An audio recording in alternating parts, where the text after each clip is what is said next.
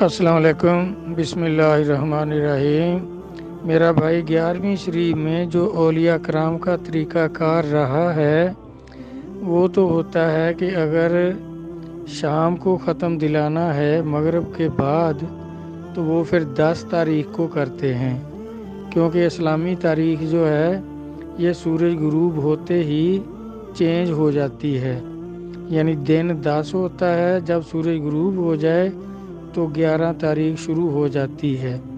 تو وہ پھر 10 تاریخ کی شام کو کرتے ہیں 11ویں شریف۔ اور اگر دن میں کرنا ہو دوپہر کے وقت، ظہر کے وقت یا ظہر کے آگے پیچھے،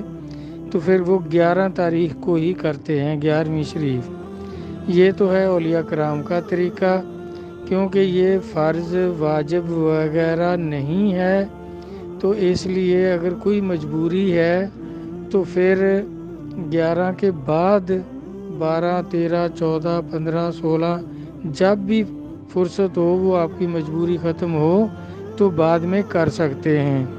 اور جو پہلی تاریخیں ہیں 11 سے پہلے، جیسے 7، 8، 9 یا کوئی بھی اس سے بھی پہلے کی تاریخیں،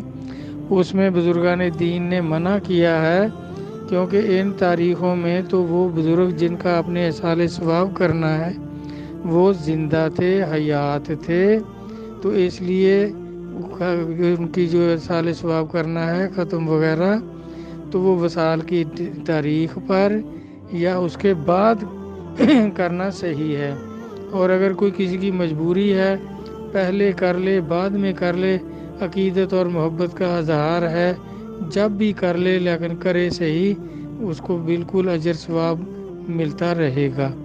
اور بہتر یہی ہے کہ جس طرح اولیاء کرام نے خود کیا ہے کہ اسی تاریخ پر یا ایک آدھ دن آگے پیچھے تو وہ کر سکتے ہیں۔ بہتر یہی ہے کہ 10 تاریخ شام کو 11ویں کا ختم دلاؤ یا 11 دن میں کراؤ، تو یہ اولیاء کرام کے طریقہ کار کے مطابق ہے۔ ویسے چونکہ یہ نفل ہے اور ان بزرگوں کا اولیاء کرام کی سنت ہے، تو اس کو اس کے مطابق کریں تو زیادہ بہتر ہے۔ والسلام، اللہ حافظ۔